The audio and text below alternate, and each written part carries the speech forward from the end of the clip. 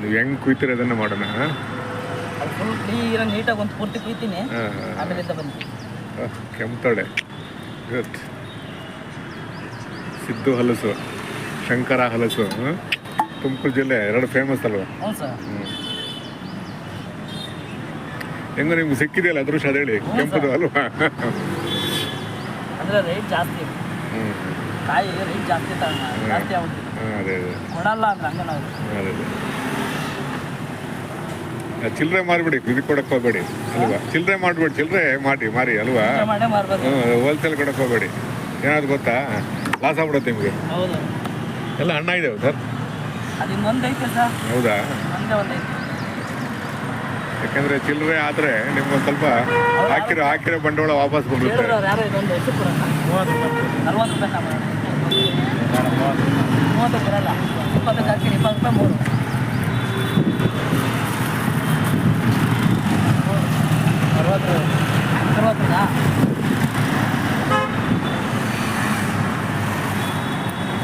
ಅದೃಷ್ಟಕ್ಕೆ ಸಿಕ್ಕಿದೆ ನಿಮ್ಗೆಲ್ಲ ಇದು. ಹೌದು, ಆದ್ರೂ ಕೆಲವು ಕಡೆ ಸಿಗಲ್ಲ ಸರ್, ಕೊಡಲ್ಲ ಇವರು. ಕೊಡಲ್ಲ. ಹೌದು ಹೌದು ಹೌದು ಕರೆಕ್ಟ್.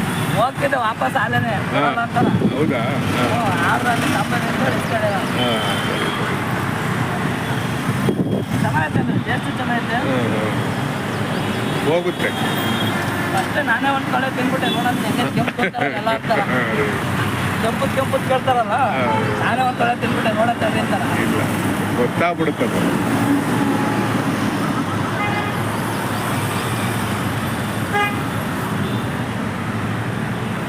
ಅಲ್ಲಿಲ್ಲ, ನಿಮ್ಮ ಅಣ್ಣ ಇಟ್ಟಿಲ್ಲ ಅಲ್ಲಿ? ಬಂದಿಲ್ಲ ಅನ್ಸುತ್ತೆ. ಇಟ್ಟಿಲ್ಲ ಇನ್ನು ಊಟ ಇಲ್ಲ ಸಾಂಗರೆ. ಇಲ್ಲ, ಊಟ ಮಾಡ್ಕೊಂಬಂದೆ.